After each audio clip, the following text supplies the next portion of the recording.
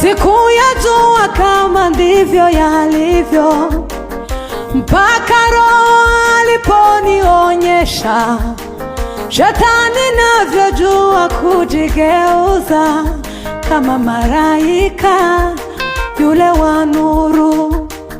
Mejigeuza mekuwa rangi nyingi, mejiingiza kwa siri kanisani. Watu wa Mungu wao bila kujua, hata wameanza kumuabudu.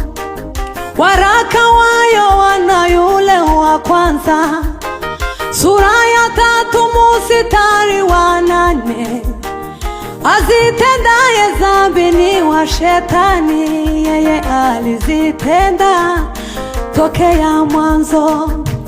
Tunao watu wengi makanisani, kutenda dhambi kwao sio kishio.